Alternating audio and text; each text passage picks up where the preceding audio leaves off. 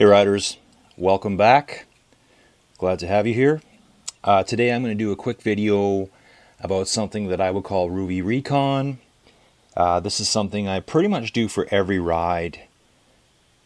Maybe not as much in detail as some others, but I think this stage that we're looking at here is one that it's good to pay attention to this kind of stuff. So what I'm talking about is La Vuelta 2022 Stage 4. Looks pretty mild, 27.4 kilometers, which is just over 17 miles. 525 meters of climbing is 1,722 feet. So this is nothing horrendous. This is not like doing a huge mountain climb. It just seems pretty straightforward. Now, what we can do, I think I just lost my live rider. Yeah, what we can do, we can pull the video up, which I've already got downloaded here, and see if there's anyone online. And if there's not, maybe I can still see the course profile. Okay, here we go. We're lucky. I thought this rider disappeared. Here's our special guest, our A Salvador 88. You can see that they're entering the final quarter of the ride, doing quite well. So, you know, anyone can take a look here at the bottom and see, oh, it's relatively flat to start with, a couple of tiny bumps, a little downhill, bit of a climb, then it's all downhill, generally flat, all the way to just about where our friend is at here. And then there's a little kicker at the end, and then it's downhill again, flat to downhill again with just a tiny bump at the end. That can be quite deceptive, because you just kind of like thinking, oh, well, 28 kilometers, that's not very far, 525 meters, you know, dragged out over that whole distance, that's not too big of a deal. I'm just going to jump out here for a second, and we're going to pop over to the website. And here you're going to find so much good information. This is something that everyone should absolutely use. What's really cool, so here it is here. La Vuelta 2022 Stage 4. As you can see here, it's 27.4 kilometers in the middle of the screen here. And take a look here. Average gradient, 2%. Oh, wow, this thing's easy. No big deal. Max grade, 13%. That's probably just a mistake on one of those corners that, you know, the very steepest little tiny pitch on a certain incline of a hairpin. It's probably not really 13%. 2%'s easy though, right? So what you can do, this is all my data from my ride. You know, just, you know, a whatever ride. Took me an hour, not super high intensity factor, wasn't absolutely burying myself. Just a good solid ride. You can see here, so all your stats will be here. And you can find all this data too from this part here. Obviously, you don't have to do the ride to see that data. Let's do that right here. We'll click on this part, just so I can show you that you don't have to see the data after the fact. So here we go. Yeah, we can do that here. So you would go to map, and here you go. So let's just shrink that down a little bit. And so what I wanted to talk about is this profile thing in the middle. With the climbs, you know, all of this obviously gets exaggerated. There's a lot of vertical exaggeration going on here. But when I look at this ride quickly, offhand, I'm thinking, well, the beginning 3 kilometers is not really a huge deal, because you're excited, you're fresh, you got your nice cold water at that point, you got your favorite song playing still at that point early in the race. You haven't ran out of songs yet. Then we're downhill, we pop uphill, and then, but look at this though, then we've got like 17 kilometers of the course. From this point here, you can see on the far right hand side at 7 kilometers. From 7 kilometers, it's all the way downhill. Then you hit a few little bumps, keep going downhill.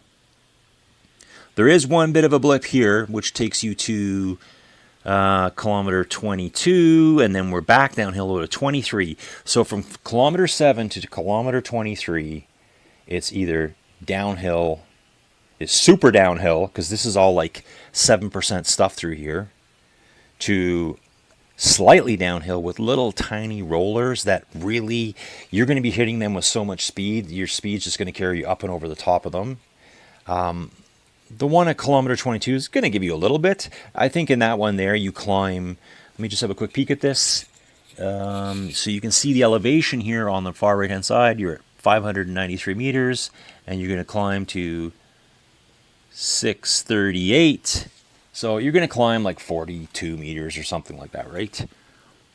I think that's what it says there. It just depends where you click the thing exactly, right? So let's just shave 40 meters off right there. And then you're, so there's basically two climbs. This climb here and this climb here. Now, the steepest part of the ride is right through here. The very end of the climb, that's where you do actually see some 13% stuff, because I know I felt it. What's interesting about this ride is, you get told, hey, your average grading is 2%, but there's a lot more stuff here than 2%. That's the problem with using that average. So, just as an example, now this is a bit of an extreme example. Let's say you went for a 100-kilometer bike ride. The first 90 kilometers are pan flat. You're somewhere in Florida, okay? That could possibly happen. You'd be virtually no elevation, maybe 20 meters. So you have 0% average climbing over that interval with 0 meters elevation. Then at the end, I don't know where you'd find this in Florida. It's just a made-up story, by the way. You have a 10-kilometer section that's at 10%. That means in that final 10 kilometers, you would climb 1,000 meters of elevation. You would climb 3,281 feet in the final 6 miles of that climb. But the scary thing about that is, so your 0% elevation gain for 90 kilometers, your 10% elevation gain for the final 10 kilometers. If someone told me, hey, we're going to climb 10% for 10 kilometers, I'd be like, oh, ooh. Okay, we can do it, but it's going to be tough. We've all done it, right? But if you take the average of that 1,000 meters of climbing and you put it into the entire 100-kilometer ride, your average gradient is only 1%, which everyone would just laugh at. 1% whip-de-doo. Yeah, until you see the final 10 meters. Then it's like a whole different story. And that applies in this situation too, folks. I just took a quick peek at it here. Where did I scribble that down? That's where I did. So I took 485 meters and I divided it by 6,000 meters, 6 kilometers. That's because we have roughly the first climb, roughly 3 meters. The second climb, 22.8 to 26 and a bit, just over 6 kilometers. So when you take the elevation, the 485, that's me just taking 40 meters off for that little bump. And I know there's a few other little bumps in here too that are going to make that number even lower, but not significantly. 485 divided by 6,000, you get to an almost 8% gradient. And then it's like, whoa, some people don't want to ride 8%. Some people might be caught off by this. Especially with all that flat stuff in the middle, it may be pretty tough at the end. With that final climb. So, let's just have a quick peek back at the rider that's online right now. Just giving her the one lone wolf, give it up for this person. They're out there riding. I'm not sure where they're from, but it's already almost 8 o'clock at night here for me. Late night rider. I can't ride at night. I only ride in the mornings. So, again, another great feature of Rouvy is what I'm doing right now. I'm watching the online riders. I'm reconning the course right now, and so you can see here, this person has just started climbing. So they're in the 7.5% stuff right now. Fortunately, it's going to level off a little bit, but not for very long. This last little part kind of, I'm not going to say it caught me off guard, but I'm like, oh, that was a lot tougher than what I thought it was going to be. Probably because I didn't recon it properly. Let's just jump back here. We're going to go back to the website. I know some people only use the app. I can't stress enough how useful the website is. because you can dig into your data a lot more, and there's so much cool data in there for you to look at. I know I've talked about some of this before, but it's just like, I just want to keep telling people, look at your data. So, here's that same stage. Here's all the basic stuff. Here's my intensity factor. That's a percentage, a decimal place number based on what my supposed FTP is. It's probably gone down these days, the date. So I wrote this whenever it was, a couple days ago. Took me an hour. There's that distance. There's the elevation gain, calories burned, all that kind of good stuff. RPMs, average heart rate. Yep, my heart rate does run quite high all the time. This one probably doesn't, and like that's a good thing to bring up. This data that you see from my heart rate here doesn't really reflect how hard I was working out there. Because again, that 17 kilometers in the middle, I'm just coasting downhill, pedaling light. I'm probably pedaling at 2 watts per kilo through that part. And then when I'm on the hills, I bet you my heart rate is 180. Maybe a little bit higher in places. I don't think I did this ride very hard, but it doesn't show you that I was working very hard in certain places when you average everything out. So what you can do is look at the real data. So here's our map again. Here's our profile that we saw in the other page. So now here's the data you want to see. Here's your power.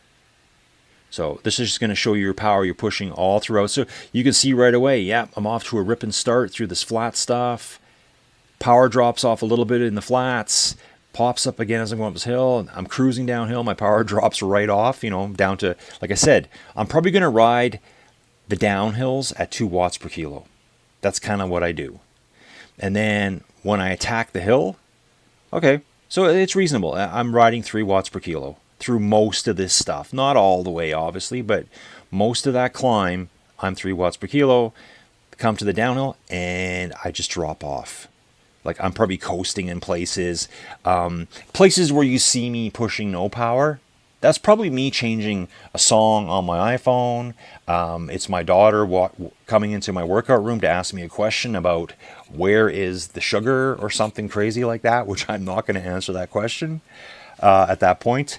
You can also see down below how your heart rate will kind of like match your power, right? So starting out nice and low. So this ride shows me starting at 120. The second I put my leg over that bike, my heart's starting to go. That's just the way it is. Heart rate goes up with the power, comes down here with that power dip, climbs again all through this 3 watts per kilo stuff. And up here I'm hitting 180. Although my average said 169, and it's saying 169 because of this stuff through here. This is what brought the average down all through there. So I'm just kind of taking it easy through here. Look, there's a lot of 1 to 2 watt per kilo stuff. I'm not even trying through here. I'm just like, we're just coasting along, enjoying the scenery. Then I hit the flats, and I do start working again. It does come back up. My power comes up back up to close to 3 watts per kilo.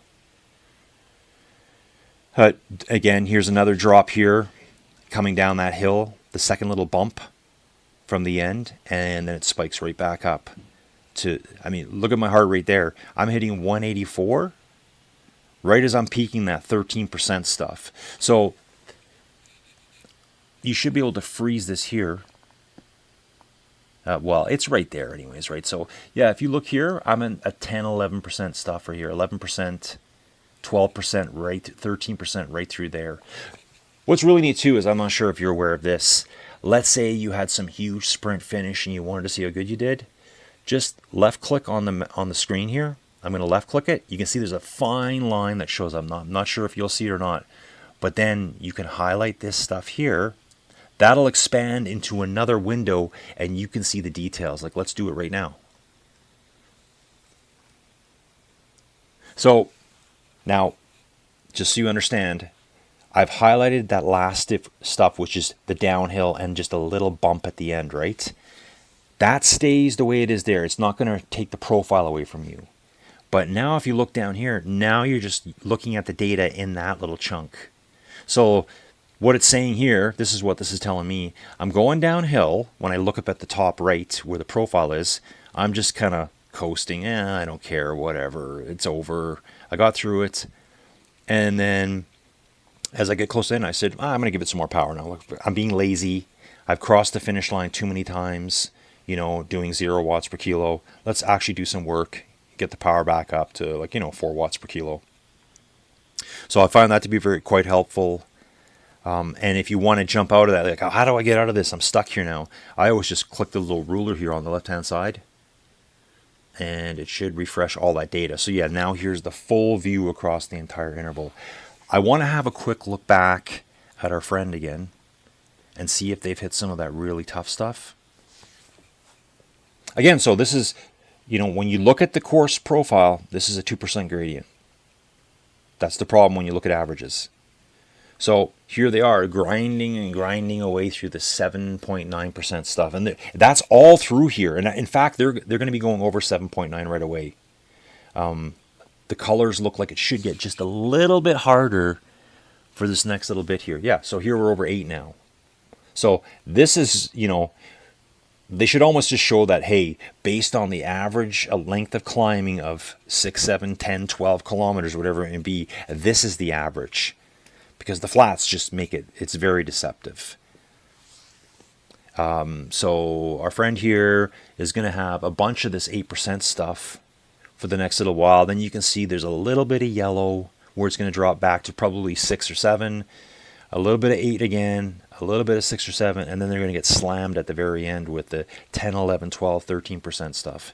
And I'm telling you, on my Neo 2T, I was like, yeah, the pedaling is coming to a standstill. I wonder if that shows up well. Let's just jump out of here again. Jump back to my data. Where do I see that? There's my cadence. Actually, it doesn't show up very well. Actually, it's through here, though. I'd have to probably dig right in here. Oh, yeah, I think you can see it here. It drops down quite a bit. Okay, so yeah, we got down. I'm going to do that right now. So see here, I'm left clicking. I'm holding it right to the top of the climb there. Yeah, there's the good number showing up. So now that's going to expand outwards. And you can see right through here. Is this making sense here to me? Yeah, because that would be right to the top of the climb. I'm down to 56 RPMs there, which is pretty low. That's probably that 12, 13% stuff right before the very top. It's right at the very top, and then it flattens off. So yeah, I found it to be pretty tough, So it'll give you your power profile. And if you keep scrolling down even more, you can see some really cool stuff here. Like, people are always talking about their power. What's my power? On and on and on. It's important stuff. So if you just click here, you can see all your power. So, your 20-minute power is the big one that everyone likes to discuss. So I did 247 watts over that. You can also find a normalized power. I think you would do that here. Yeah, so my normalized power for that is 244 watts. And that's based on how much is it a climb, how much is flat, how much of it is downhill. You can see all that stuff here. What's my 30-minute power like?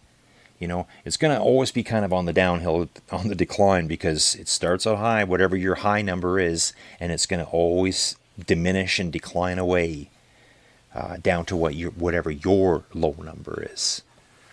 Depending on the race or ride, you may see different numbers in here. I'm just going to pop back, see our friend again, see how they're doing. Let's cheer them on. And again, I do this all the time.